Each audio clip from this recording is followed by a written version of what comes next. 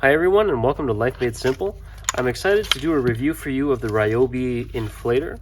It's model number P737D, and it's their 18 volt compatible with their ONE+ battery system inflator. We're going to go through the design, we're going to go through the specs, what it comes with, show you a couple of real world tests, talk about the things I like and maybe don't like about it, and give you a verdict at the end as to whether I think it is the right inflator to have and store in your truck or your everyday vehicle. So stay tuned for the review, and I hope you enjoy it. Alright, let's talk about the design. In typical Ryobi fashion, it's got this fluorescent yellow, green, whatever color you want to call it, plastic molding top and bottom. It's got the gray rubberized molding right in the middle here, gives you a firm grip on it. The trigger to turn on the inflator is very, very sensitive, easy to press. Obviously it has the air hose connected, and then typically you just put that on the valve, clamp it down, and then you're ready to go. We'll talk about whether this is the best option and attachment for use of this or not, as I kind of get into the likes and dislikes. The last piece to notice here is it's got a PSI indicator that's digital on the back here, which is great when you're using this to inflate anything, and I'll show you that in action soon. And then the last thing to note are the attachments that it comes with. So first of all, just in here, let's see if we get that. Just in there, you can see how this stuff basically clips in and then just pops in there. And then this other one as well just clips in. This one, obviously, you can hook it up and you can use it for inflating air mattresses or maybe rafts if you want to hit the lake. And then these ones, of course, this one, you know what, honestly, I'm not really sure about this one. I'm sure it's got some use. I'm not sure I actually will ever use it. And then, of course, if you're into any sports, for volleyballs, basketballs, soccer balls, you can obviously use this attachment and use it for inflating those sporting activity items. So those are the attachments it comes with. That's the basic design. As you already know, it's the 18 volt ONE+ system. And again, like I said, it's really easy to press this trigger. In fact, so easy at times when I'm carrying multiple things and I'm holding onto this, I end up pressing it by accident. So you can attach any of the 18 volt batteries that you would normally use with Ryobi, which is a great feature if you've got a ton of these batteries, which I happen to. So the last thing we'll talk about in terms of design is the overall weight of this thing. So let's just turn that on. So it's coming in at 575 grams, or 1 pound, 4.2 ounces. Not particularly heavy. It's actually quite light. And so from a design perspective, this coming in at just over a pound, very portable, very easy to use. I'll show you what it's replacing, and the main reason that I'm buying this, it's replacing this. This pretty much goes everywhere with me, camping, whatever, it moves around with me in the winter. It's our 12 volt battery booster. It also has a 120 PSI tire inflator, which I use probably a lot more than I actually use it as a battery booster. And so keeping in mind that that thing's pretty heavy, you've got a 12 volt lead acid battery. The kids are lugging it around to fill up air in their bicycle tires. I use it for the car, the truck, the SUV, and I'm constantly adjusting those and checking tire inflation pressure on the trailer, for example. So this is way lighter, way easier for them to use, for me to use. So for me, in terms of what it's replacing, that 12 volt battery booster with the 120 PSI compressor, I've got a 1 pound item, add on the battery weight, of course. That's 150 PSI with a digital display readout, a lot easier to use. So I'm excited about having this. I've only had it for 3 or 4 months. I'm going to show you how it works and give you a couple of real life scenarios. All right, my first test for you on one of my tires here on my Chevy truck. Let's just have a look here. This one just needs a little bit. Let's see what it reads at. 32.5. So normally these are at 35 PSI. So let's get it up there. Now you'll notice the digital display, after you let go of the trigger, it's going to go down by 2 PSI. And I've seen this consistently. So if I'm wanting to fill this up to 35, just simply put it to 37 and it'll show you 35 when you're done. Okay, down to 35 PSI. We'll see how much time that took. I'm going to switch this out from the 1.5 amp hour battery to a fully charged 4 amp hour battery, and we'll see what the time difference is. Okay, this time I've got a fully charged 4 amp hour battery. We're going to repeat this test.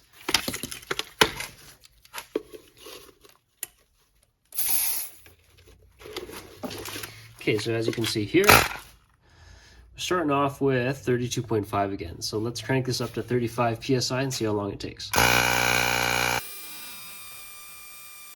So I'll post how long this took compared to the 1.5 amp hour battery. And for our next test, we're going to go with a tire that's down to 15 psi. We'll see how long it takes to fill up. So for the second test, I've got it fully recharged again just to make sure.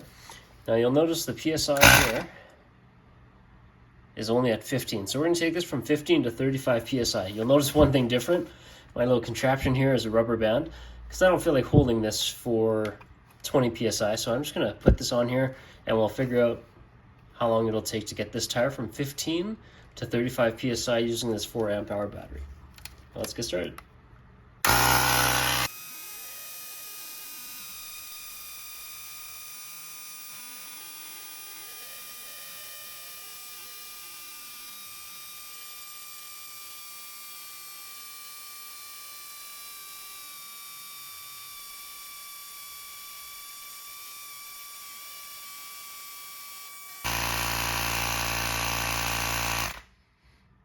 Alright, there you have it, 35 psi. You can see the elapsed time. Now you'll notice it did a couple of weird glitches actually there with the digital readout, and I've never actually seen that before. I've used this for a few months and that's the first time I've seen it kind of continually reset like that. Or not continually, but periodically reset. I don't know if it's because it's cold in the garage right now or what, but hopefully that's not a bad sign of things to come. So the battery to get it from is down to 3 bars now. Actually no, I guess it's still 3 to 4 bars. So after filling this from 15 to 35 psi, it hasn't sort of burned out the battery or anything like that. So good to see. Okay, now the last test that I'm going to show you here for fun is the inflation of this somewhat ratty volleyball now. But anyway, you can tell it's pretty squishy. It's probably running around 0 psi. We'll see. I'll stick that in there. Where are we at? All right, well, let's get it something reasonable.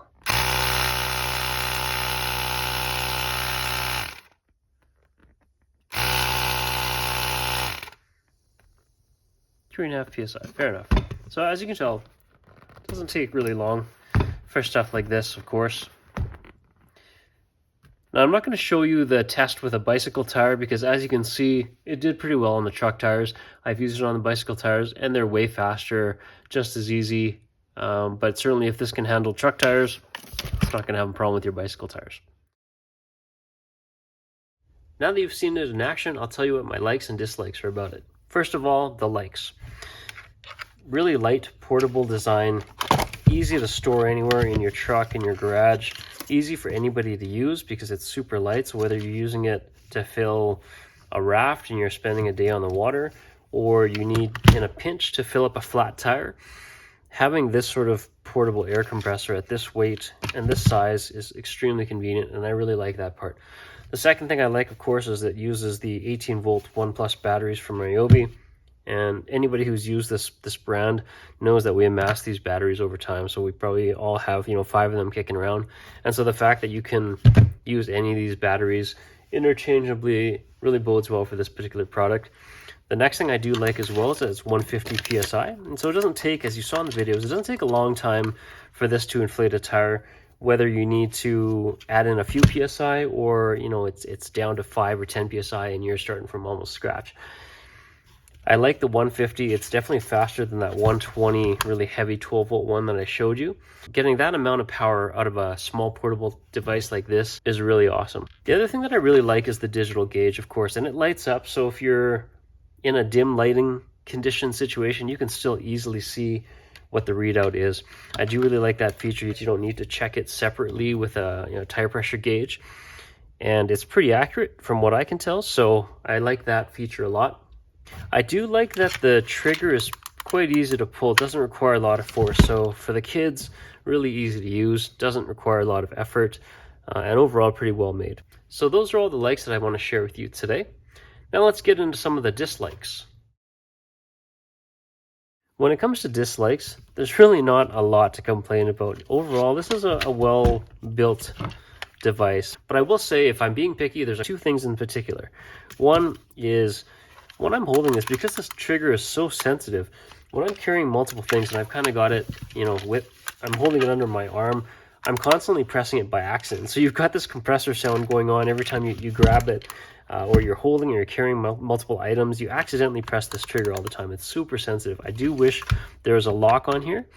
And actually, I wish the lock not only prevented you from pressing it, but I wish you could press it, enable the lock, and have it hold down. So for those occasions where I showed you with, I just use a elastic band or rubber band. For those occasions where you're filling a tire from 5 or 10 psi, or you want to take a tire and you want to load up the truck, and so maybe you normally run your truck tires at 65 psi and you feel like bumping them up to 80. I would expect that in those scenarios, rather than having to hold the whole thing, if they just had a lock there that you could use, it doubles up to prevent you from pressing it by accident, but also so that you can lock it on those occasions where you need to add more psi and you don't want to sit there holding it for 10 minutes or whatever that is. Again, minor. I think those are just sort of innovation improvements, usability improvements they could provide. The only other thing I would say, this particular type of attachment, although it's great for bicycle tires, it's less great when you're using it for regular vehicle tires, like truck tires, car tires, trailer tires, whatever. And the reason being is because you kind of put it on the side, you snap it down. And so when you take this off, there's always that you pop it off and you pull it off at the same time, and it's just not a clean disconnect. Versus this type of a connection that you see regularly on tire pressure gauges, ones that we use at the shop. Basically, you plug that onto the valve, you let go, and it has a secure fit. So these ones are way easier, in my opinion, for car and truck tires, trailer tires. It's just an easier connection, but not as great sometimes when it comes to bicycle tires. So again, I'm being kind of nitpicky about it. There's really nothing wrong with it overall. I wish there was some option to be able to combine these two, this for a bicycle tire and this for automotive tire. But, if those are my biggest concerns overall, I'd say the product is overall pretty well designed. So let's get to the verdict. So what's the verdict? Should you buy this for your truck, your car, your garage?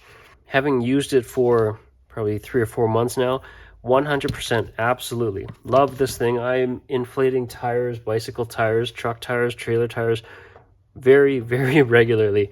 Not to mention volleyballs, actually. So I really, really like this design. I like the power that it has in 150 psi. It's portable, it's easy to use, rechargeable batteries. Absolutely, I think it's an addition to the garage or to your car or truck, and it's a no-brainer if you do use it on a regular basis. Now, having said that, the only thing I can't speak to is the overall longevity of it. Again, I've only used it for 3 or 4 months. I'm hoping, that it's not going to break down after 6 months. All in all, I would say I'm really, really pleased with this purchase. I would highly recommend it for anybody's car, truck, road trip, garage, general usage. Just a great overall portable inflator to have handy and to have available and use regularly. So I hope this video was helpful. If you have any questions, please let me know.